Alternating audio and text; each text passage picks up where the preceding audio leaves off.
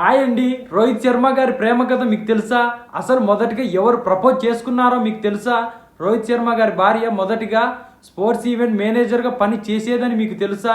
ఇవన్నీ తెలియాలంటే ఈ వీడియో పూర్తిగా స్కిప్ చేయకుండా చూడండి. క్రికెట్ ప్రపంచంలో రోహిత్ శర్మ పేరు తెలియని వారే ఉండరు.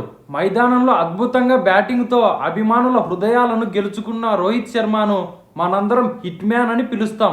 కానీ మైదానంలో ఎన్నో భారీ భాగస్వామ్యాలను నెలకొల్పిన రోహిత్ శర్మ గారి జీవితంలో అత్యంత ముఖ్యమైన భాగస్వామ్యం ఎవరో తెలుసా? ఆమెడే రితికా శర్మ. ఇది కేవలం ఒక క్రికెటర్ మరియు అతని భార్య కథ కాదు. ఇది స్నేహంతో మొదలై ప్రేమగా మారి జీవితాంతం కలిసి నడిచే బంధంగా మారిన ఒక కథ. రోహిత్ శర్మ గారు రితికా గారిని మొదటిగా 2028లో ఒక షూటింగ్ సమయంలో కలుసుకున్నారు. ఈ విషయం రోహిత్ శర్మ గారు ఒక ఇంటర్వ్యూలో చెప్పారు. మొదటిగా ఇద్దరికి పెద్దగా పరిచయం లేకపోయినా ఆ తర్వాత వారి మధ్య మంచి స్నేహం ఏర్పడింది. రితికా శర్మ గారు స్పోర్ట్స్ ఈవెంట్ మేనేజర్గా పనిచేసేవారు.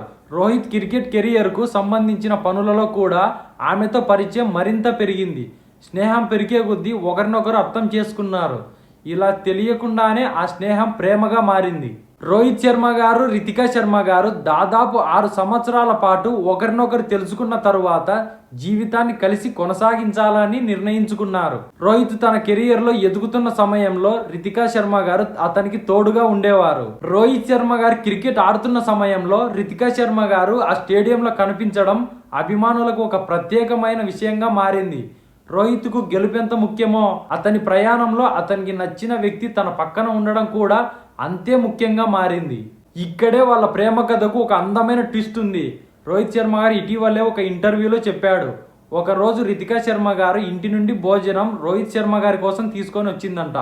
అప్పుడు రోహిత్ శర్మ గారు ఐస్ క్రీమ్ తినడానికి వెళ్దామని ఆమెను బయటికి తీసుకొని వెళ్ళాడంట. కానీ ఐస్ క్రీమ్ షాపుకు తీసుకెళ్లకుండా మధ్యలో చాలా ప్రాంతాలు దాటుకుంటూ చివరికి తన క్రికెట్ ప్రయాణం మొదలుపెట్టిన బోరువల్లి స్పోర్ట్స్ గ్రౌండ్కి తీసుకెళ్లాడు. చీకటిగా ఉండడంతో మొదట రితికా శర్మ గారికి అది గ్రౌండ్ అని కూడా తెలియదంట. అయితే రోహిత్ శర్మ గారు ముందుగానే తన స్నేహితుడికి అక్కడ ఏర్పాట్లు చేయమని చెప్పాడంట. ఆ తర్వాత రోహిత్ శర్మ గారు కారును గ్రౌండ్ మధ్యలోకి తీసుకెళ్లాడు. అక్కడ జీవితంలో మొదలు పెట్టిన క్రికెట్ పిచ్చు పైన రోహిత్ శర్మ గారు మోకాళ్ళ పైన నిల్చొని రితికా శర్మ గారికి ప్రపోజ్ చేశాడంట.